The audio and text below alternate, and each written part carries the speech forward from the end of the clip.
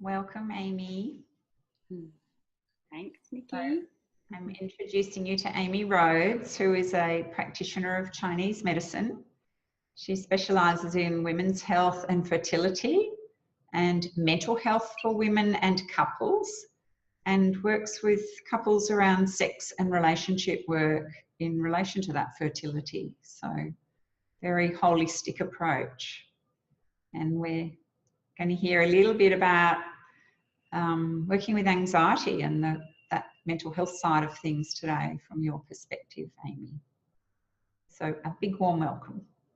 Thanks, Nikki. So nice to be here. Yeah. So yeah, when I even say that, to say, you know, working with anxiety, what would be the first thing that comes to mind for you with working with someone?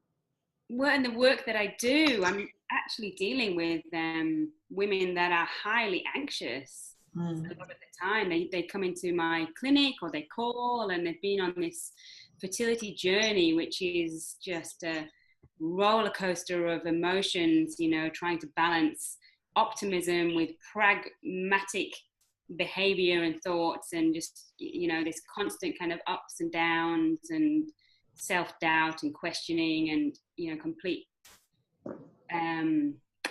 disconnection really to self, and it brings with it a whole lot of anxiety. For example, I had a woman come into my clinic a few weeks ago inquiring about the work that I do, and she was clutching her toddler at the time, and her eyes were wide. She was talking about wanting to conceive a second child and expand their family, and her eyes, it was just she was like a deer in headlights, and incredibly anxious, and holding her son so tight that she was squeezing him. And so it's evident immediately that I see women with anxiety and a whole lot of fear basically around either not being able to conceive or having multiple miscarriages, disconnection to themselves, disconnection to their partner, just essentially not achieving what they want to achieve in terms of family and pregnancy and fertility. So it's a big part of the work that I do, and I tend not to focus on it and instead embrace that holistic perspective. I really do take the focus away from fertility, in the sense that that's not our destination. I really work on that journey towards being a more fertile woman, a more fertile couple. I work with couples and I work with single women as well. So we take that journey, we just kind of put that goal of pregnancy just to the side, whilst we really stop and tune in with what the body is saying and really needing to express. And so kind of starting to drop down from this rapid succession of thoughts and this overthinking pattern, and drop from there into more of a heart-centered place of being, and then further down into that womb and the receptive vessel that a womb and a healthy uterus and a healthy reproductive system is. So it's moving from here down through the kind of the chakras in a way, where those major energy centers, and it's a beautiful process to see women really just start to calm and cool, and it just lets that pressure valve off. And as they do that, they become more in tune with themselves. And one of the biggest comments that I hear from the women that I work with is, wow, I've learned so much about myself, and I've learned so much about my natural cycles and flows and the way that I move in rhythm with nature from the work that we have done together. Essentially, I think that's it. It's, you know, embracing the fact that we as women do go in cycles and ebbs and flows, and we flux and we change, and we can go with those feelings and those emotions, and not to try and repress them and stop them, and just kind of be this continuous flat line really. Yeah. I know. That's how I see anxiety tied in with the work that I do. And then I suppose as well, it comes into the relationship that a couple has, and helping that couple work together to create this container in which to raise a child and to raise a healthy human being within a healthy and balanced family environment. So working with both sides of that couple, the woman helping her to drop into her own body and work with her natural rhythms and open up to fertility. And then with the men, working with them to not only improve their physical health and their sperm health, but also to be there as a really present, strong, masculine presence, essentially, so that the woman can feel and flow and go with it. And then the two of them create this beautiful, harmonious union in which to raise the future child.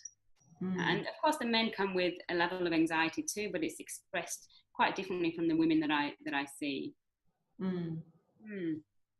I'm imagining a lot of people walk in your door with all level of anxiety because it's about wellness, and they come in the door not feeling optimally well necessarily. And so I know I've come in for acupuncture with you, and you know, the beginning's often full of anxiety for me, and once I'm on the table, it's such a relaxing therapy, acupuncture.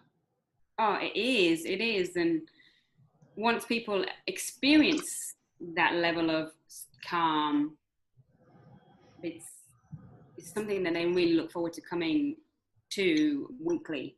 And it's their little moment, it's their moment of peace and calm and connection. Even the people that have needle phobias, you know, I'm a very gentle needler, but it is in itself a beautiful treatment just to be in that room and just to be allowed and be given the space to just to lie down and be quiet and calm and still, and to receive as well, to receive healing and to completely just tune out in a way as well, which is quite important for a lot of the women that I work with who are very busy on all different areas of their lives.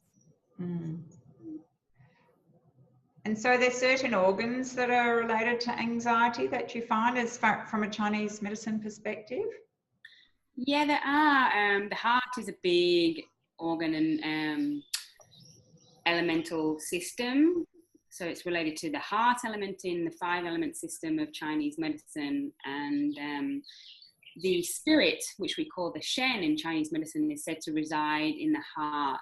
And if the heart is calm and cool and nourished, then the mind and the spirit will be calm, cool and nourished as well. So a lot of it is spirit calming and bringing it back down, grounding ourselves, grounding that fiery element and really rooting it down as well. So I do a lot of work with heart-related energies, which is not like the heart as an organ in itself. It's just that energy around the fire element and the heart as well.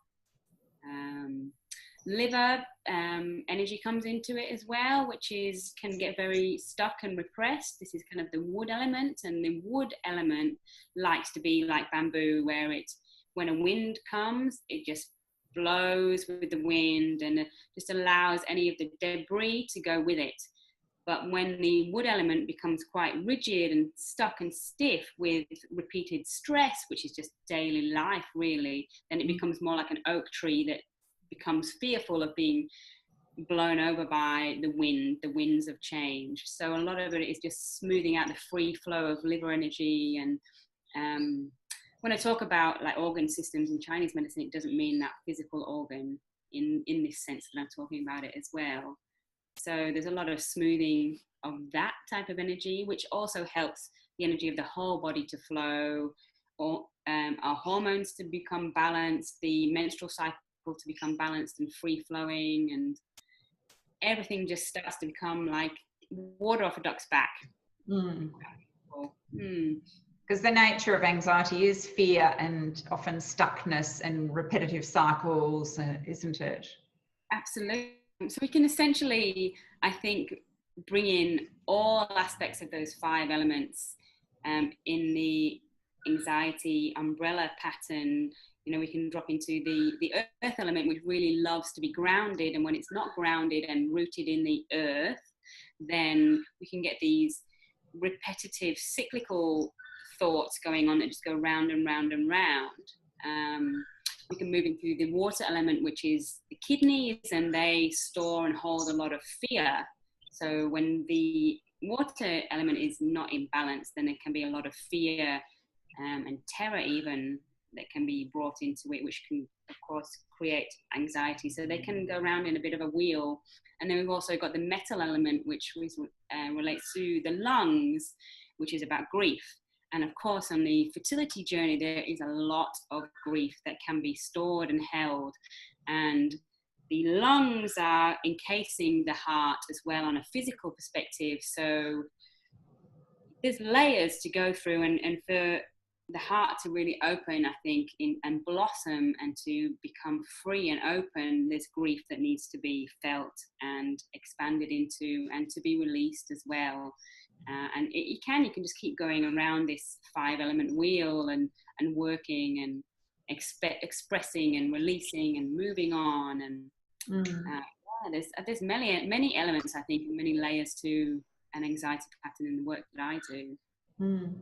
So do you encourage people to just build their awareness around those patterns? And would you encourage people to go home from a treatment with you and then be journaling or, you know, having certain awareness around their processes around grief and to release that in some way that's safe for them at home? Yes, absolutely. So the work is obviously not just confined to my clinic room and the treatment table. That's, you know, kind of 1% of the work that is done in this kind of journey. So the rest is done at home as an individual and then as a couple as well, if there's a couple to be worked with. And I do kind of prescribe homework in a way, and it is really kind of just tuning into that heart and tuning into what that heart desires and what it wants, so, and to allow it to open freely and fully, and to work through those layers that have closed it off as well, which can involve the, you know, grief and fear and worry, doubt, anger, resentment, you know, all of those patterns. Journaling is a big one that I recommend. I do that a lot myself, and becoming that witness, the self-witness and the inquirer as well, and also just allowing whatever those thought patterns are to flow out of this thought pattern and cyclical kind of behavior through the arm, through the pen, or typing and seeing it on paper. And there's something about that connection that I find of the brain outpouring and seeing it on paper, that it just provides a sense of relief as well. So that's one of the big things that I do. But the other one, and something that's really helped me personally when I've experienced anxiety, and which I have in many moments throughout my life, I've realized that it's kind of a bit of a hereditary pattern passed down, is, you know, an anxiety type pattern. But then quite strongly in recent years with various life events that have gone on. And the biggest thing for me is connection to nature. And it's just absolutely like lights me up. Like I love it. And it's always been a part of my life. But when I realized it was so healing, it was this prophetic moment. And it was a prophetic moment that was experienced in the forest, and it was just incredible and beautiful. And so now being in nature is a part of my pretty much daily self-prescription for wellness, I guess. You know, I live by the beach now, which I'm really lucky to be able to do, especially as a girl growing up in the middle of England. It's kind of been one of these dreams. And then otherwise I go walking in the forest, and I will most often for me, being in nature is walking, and I can just walk and walk and walk. And I start off with this, you know, the thoughts just going around and around and around and thinking. And then it just comes to this calm, and it just evens out. And I essentially just hand over and allow nature and the beautiful yin receptive energy of nature to just take all of the thoughts and the worries and trust. So it becomes a huge and beautiful trust exercise for me, and it's something that I really recommend to the couples and the women that I work with. It's nice even seeing the plant behind you blowing in the wind. So you've obviously got a window open, and I've got them all open, doors, everything. Yeah. Blowing in the door. Yes, absolutely. That's really nice. So is there anything else you can think that's really sitting with you that you want to share around people that might be really feeling anxious and might want to reach out to you as a practitioner in Queensland? And you do some Skype work, don't you, online? Yes, yeah, I do. I do work with, at the moment, it's currently women around Australia and couples around Australia. So I've been working with a couple actually from WA who have then gone on a big Australia-wide trip, and they've come to see me in person as well here, so to get the acupuncture. But I do work alongside other practitioners, and I will source other practitioners that are around Australia as well, and do a lot of consulting via Skype or online phone consults. But I'm more than happy to have a chat with women. It's the work that I love.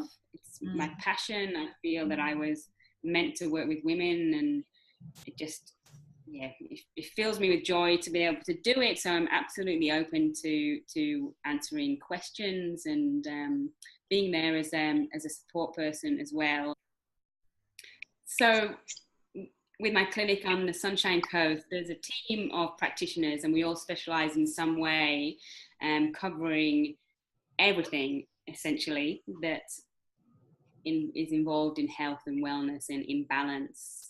And there's an aspect of the clinic as well where we have a herbal dispensary. So we have Western herbs, Chinese herbs, and herbal tea, so dried herbs.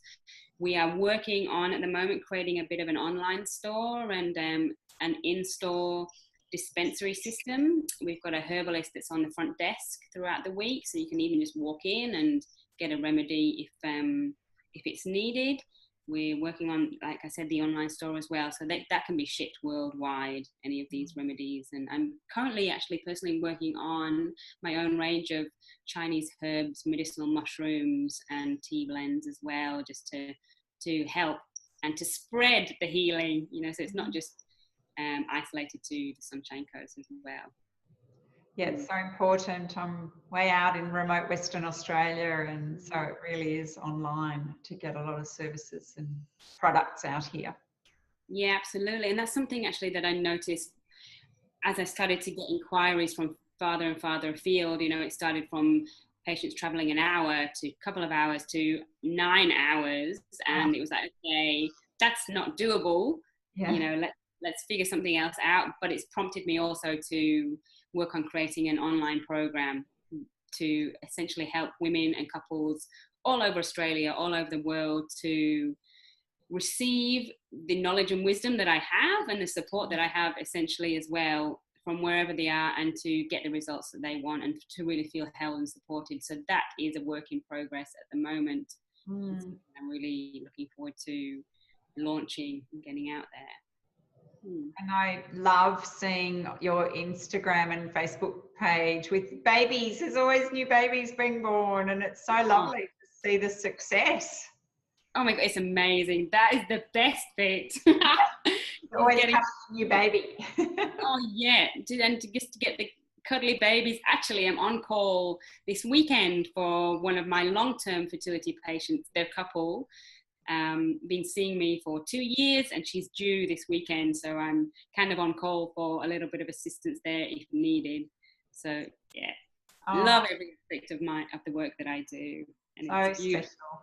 Meeting those little babies and the souls, and seeing these women become mothers and empowered women before they even become women mothers. You know, that's just an incredible gift to be a part of their journey as well. It's a very intimate insight into a woman and a couple's life, and I'm very honored to have that role as well. And I've done a lot of work in the parenting field, and it's fantastic early intervention. Absolutely. Yeah. Oh yeah, I agree. Good parenting, good strong parenting. Yeah. Connected parenting. Absolutely. And real parenting as well, and real feeling. Not having anxiety doesn't mean that you're perfect, or you've got everything sorted at all, or you're grounded and then that's it. It's real, but it's just having tools to be able to manage moments of anxiety and worry and doubt and all of those different kind of emotions that kind of come around anxiety as well. And so much that is, to me, anxiety and feeling anxiety is to be human. And as you say, it's how do we flow in and out of those moments rather than being stuck in them. Absolutely, yeah. Yeah. Because I still get my moments of anxiety, that's for sure. But I do my things, and it dissipates. Yeah. And I allow myself to feel, which is something that I think gets suppressed in our society as well. As for women, that okayness around feeling. Being emotional. Yeah. Yes. Yeah. Beautiful. Well, thank you. Oh, my pleasure. It's been really lovely talking to you and hearing you and seeing you. Thank you so much. It's been an honor to be interviewed by you, and to be allowed to share my gifts as well. Well, thank you, Amy. Gorgeousness.